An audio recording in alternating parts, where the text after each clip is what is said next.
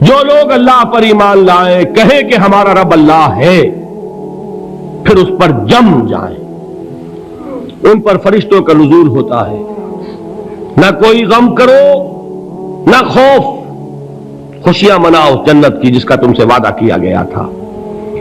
اللہ کی ربوبیت پر اطمینان جب انسان کو ہو جاتا، میرا رب اللہ ہے، ربی اللہ، انسان کے لیے نہ کوئی کھٹکا، نہ کوئی خطرہ، نہ کوئی خوف، نہ کوئی حزن۔ جو کچھ ہو رہا ہے کس کے اذن سے ہو رہا ہے؟ اللہ کے اذن سے۔ اللہ کے اذن کے بغیر پتا تک نہیں ہلتا۔ یہ کوئی اندھا بہرا مادہ نہیں ہے جس سے مجھے کوئی خوف ہو۔ اندھا بھینسا چلا آ رہا ہو اس سے تو ڈرنے کا ہر انسان کو ڈرنا چاہیے، نہ معلوم کس کو ٹکر مار دے، لیکن نہیں، اس کائنات کو چلانے والا ایک سمیع و بصیر خدا ہے۔ وہ جو میرا دوست ہے، میرا ولی ہے، اللہ ولی الذین آمنوا یخرجہم من الظلمات الی النور، اللہ اہل ایمان کا ولی ہے، ساتھی ہے، پشت پناہ ہے، مددگار ہے، حمایتی ہے۔ بتائیے جسے یقین ہو جائے کہ اللہ میرا مددگار، اللہ میرا محافظ، اللہ میرا پشت پناہ، اللہ میرا حمایتی، اس کے لیے کوئی خوف ہوگا؟ اس سے کوئی ڈر ہوگا؟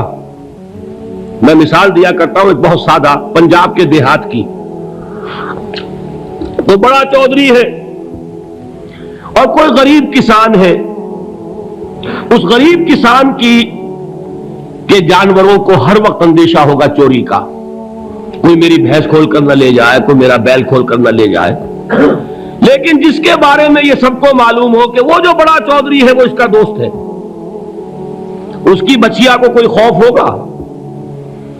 اس کی بھینس پر کوئی ہاتھ ڈالے گا؟ اسے کوئی اندیشہ ہوگا؟ نہیں۔ کیوں؟ کہ وہ بڑا چودھری، بڑا اس کا یہاں کا سردار، جاگیردار، سب کو معلوم ہے وہ میرا دوست ہے، کوئی میرے خلاف اقدام نہیں کر سکتا۔ اس دنیا میں یہ چھوٹی سی بات اگر آپ کے دلی اطمینان اور سکون کا باعث بن سکتی ہے تو ذرا تصور کیجئے۔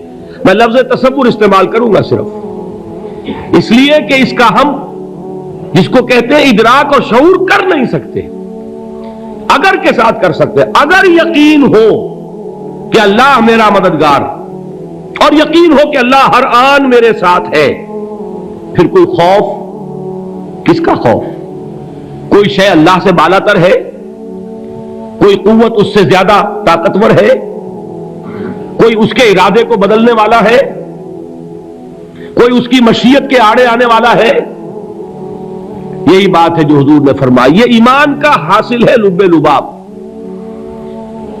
کہ دیکھو اچھی طرح اس بات کو ذہن نشین کر لو، اگر تمام انسان مل کر تمہیں کوئی نقصان پہنچانا چاہے نہیں پہنچا سکتے مگر جو کچھ اللہ نے لکھ دیا ہو، اور تمام انسان مل کر تمہیں کوئی نفع پہنچانا چاہیں نہیں پہنچا سکتے مگر وہ شے جو اللہ نے طے کر دی ہو۔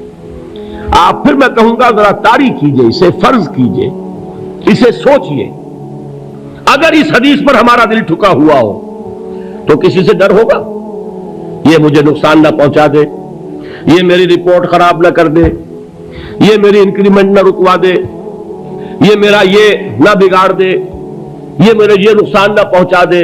اس کا ڈر، اس کا ڈر، اس کا خوف، اس کی خوشامد، اس کے لیے جا کر طرح طرح سے اپنی عزت نفس کو ذلیل کروانا اس کے سامنے، یہ سب کچھ کیوں کرتا ہے انسان؟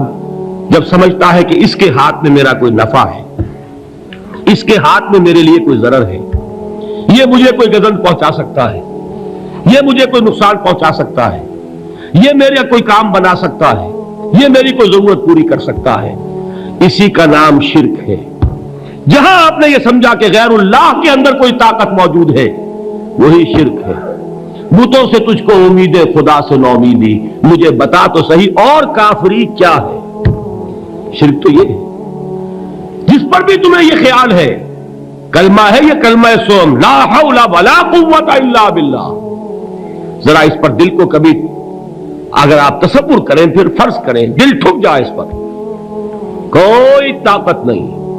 یہی بات تھی جو شیخ عبد القادر جیلانی رحمۃ اللہ علیہ نے اپنی وصیت میں اپنے بچے سے کہی. 11ویں دینے والے ہیں، لیکن حضرت شیخ عبد القادر جیلانی کی وصیت اور تعلیمات کو کتنے لوگ ہیں جانتے ہو؟ یہ جن مقامات تک پہنچے ہیں وہ کس چیز کی بدولت پہنچے؟ انہوں نے جو پیغام دیا وہ کیا تھا؟ اے میرے بچے، جس طریقے سے قرآن مجید میں حضرت لقمان کی نصیحتیں جو ہے نقل کر دی گئی ہیں، میں یہ عرض کروں گا بالفرض اگر قرآن حضرت عبد القادر جیلانی کے بعد نازل ہوا ہوتا تو شیخ عبد القادر کی یہ نصیحتیں بھی قرآن میں درج ہوتی. اتنی اونچی نصیحتیں ہیں. اے میرے بچے، اس حقیقت کو ذہن نشین کر لے، لا فاعل فی الحقیقت ولا مؤثر الا اللہ. اس کائنات میں نہ کوئی فاعل حقیقی ہے نہ مؤثر حقیقی ہے سوائے اللہ کے. کسی شے میں کوئی تاثیر نہیں اگر اللہ نہ چاہے.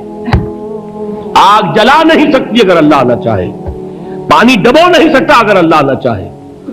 زہر ہلاک نہیں کر سکتا اگر اللہ نہ چاہے.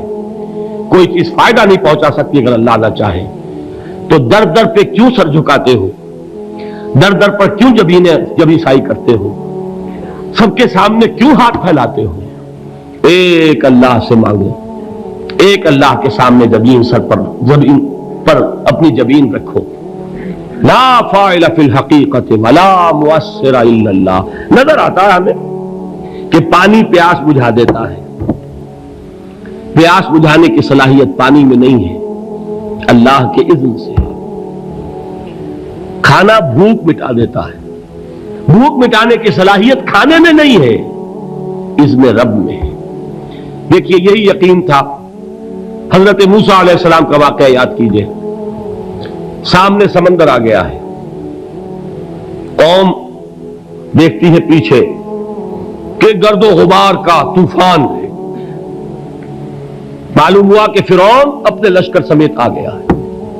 لشکر جب چلتا تھا تیز رفتاری کے ساتھ تو گرد و غبار کا جو طوفان اٹھتا تھا اس کا تصور کیجیے. اور لمحہ بلمحہ وہ قریب آ رہا ہے. پوری قوم نے کیا کہا؟ اے موسیٰ انا لمدرکون، اے موسیٰ ہم تو پکڑے گئے. قرآن مجید میں تو یہاں وہ باتیں نہیں لکھی ہیں، لیکن تورات میں یہ درج ہے کہ بنی اسرائیل جھگڑنے لگے، دست و گریبان ہو گئے موسیٰ کے ساتھ. موسیٰ ہمیں یہاں مروایا لا کر، اس سے تو ہم ہی بہتر تھے. وہاں کھانے کو ملتا تھا، زندگی تو تھی، بیگار ہم کر رہے تھے، موت تو نہیں تھی. اب جو کچھ ہوگا اس کا تصور کرو، جس طریقے سے ہمارے ٹکڑے اڑائے جائیں گے. تو لڑ رہے ہیں حضرت موسیٰ علیہ السلام سے. یہ تورات کی تفصیل ہے.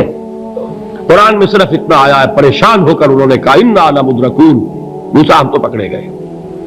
اس وقت موسیٰ کا جواب کیا ہے؟ کلا ان معی ربی سیہدین. نہیں، میرے ساتھ میرا رب ہے، وہ راستہ دے گا. بتائیے کہاں راستہ نظر آ رہا ہے؟ یہ ہے ایمان بالغیب. راستہ نظر نہ آئے تب اللہ پر یقین ایمان ہے. جیب میں پیسے ہوں اور تب دل کو اطمینان ہے تو ایمان کس پر ہوا؟ پیسے پر، اللہ پر نہیں. جب وسائل و ذرائع نہ ہو اور پھر یقین ہو کہ اللہ مسبب الاسباب ہے، وہ اسباب کا پابند نہیں ہے، وہ اسباب کا محتاج نہیں ہے، اسباب اس کے محتاج ہے. اگر یہ یقین ہے تو اللہ پر ایمان ہے.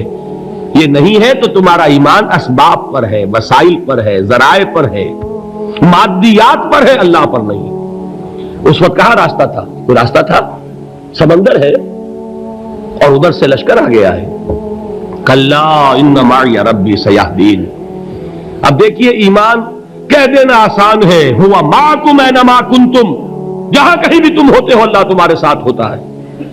لیکن اس کا یقین قائم ہو جائے تو زمین و آسمان کا فرق واقع ہو جائے. یہی بات ہوئی حضور کے ساتھ. غار ہے، چھپے ہوئے ہیں محمد رسول اللہ اور آپ کے وہ یار غار ابو بکر صدیق رضی اللہ تعالی عنہ. اقبال نے حضرت ابو بکر کی شان میں چند اشعار کہے صرف، لیکن واقعہ یہ ہے کہ بھاری بھاری نظموں پر اور قصیدوں پر بھاری ہے. طویل ترین نظمیں اور قصیدے ہوں ان پر بھاری ہے. ہمت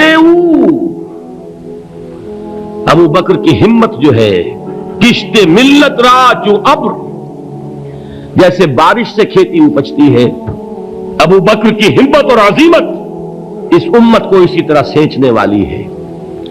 ثانیے اسلام و غار و بدر و قبر، وہ دوسرے تھے اسلام میں، دوسرے پہلے کون تھے؟ انا اول المومنین، حضور فرماتے سب سے پہلا ایمان لانے والا میں، دوسرے ابو بکر۔ ویسے ہمارے ہاں یہ چلتا ہے اختلاف، حضرت علی پہلے ہے کہ حضرت ابو بکر پہلے ہے، لیکن اس میں بڑی خوبصورت تطبیق قائم کی ہے علماء نے، اور بہت صحیح ہے۔ چار کے بارے میں فیصلہ ہی مت کرو کہ کون پہلے ہے، ان کی ایک عجیب تقسیم کر دی ہے۔ آزاد مردوں میں، بالغ مردوں میں سب سے پہلے ابو بکر، بچوں میں سب سے پہلے علی، خواتین میں سب سے پہلے خدیجہ، اور غلاموں میں سب سے پہلے زید بن حارثہ۔ بڑی پیاری تقسیم ہے، یہ چاروں ہی پہلے ہیں، ہر ایک کے لیے اولیت ہے۔ اور واقعہ یہ ہے کہ اگر زمانی اعتبار سے تعین ہوگا تو پہلے خدیجۃ الکبریٰ آئیں گی رضی اللہ تعالی عنہ، کسی اور سے بات کرنے کی نوبت بعد میں آ سکتی ہے، پہلے تو اہلیہ محترمہ سے بات ہوئی، آتے ہی پہلی وحی ہوئی ہے، ابھی تبلیغ کا حکم نہیں تھا، کس کو بتایا واقعہ؟ ابھی اپنی نبوت کی تبلیغ کا تو حکم ہی نہیں آیا، واقعہ کس کا ہے؟ وہ خدیجہ کا ہے۔ جب کہا ہے کہ خشیت علی نفسی، مجھے اپنی جان کا اندیشہ ہے، تو کیا جواب دیا خدیجہ نے رضی اللہ تعالی عنہا؟ وہ صدیقۃ الکبریٰ ہے، صدیقات جو ہے خواتین ان میں چوٹی پر خدیجۃ الکبریٰ ہے رضی اللہ تعالی عنہا، اور صدیق جو مرد ہیں ان میں صدیق اکبر ہے ابو بکر صدیق رضی اللہ تعالی عنہ، لیکن صدیقات میں چوٹی پر۔ جب حضور نے فرمایا خشیت علی نفسی، کیا فرمایا، کیا عرض کیا، کیسے تسلی دی؟ نہیں نہیں، اللہ آپ کو ضائع نہیں کرے گا، آپ غریبوں کے ہمدرد ہیں، آپ مساکین کے تکالیف رفع کرنے والے ہیں، آپ بیواؤں کی سرپرستی کرتے ہیں، آپ مسافروں کی خدمت کرتے ہیں، اللہ آپ کو ضائع نہیں کرے گا۔ یہ یقین ہے اس خاتون کے اندر۔ خیر وہ ایک علیحدہ بات ہو جائے گی۔ میرے دل پر حضرت خدیجہ رضی اللہ تعالی عنہ کی شخصیت کا بڑا گہرا نقش ہے، جو وہ کوئی اور ہی وقت اور موقع ہوا تو بیان ہوگا۔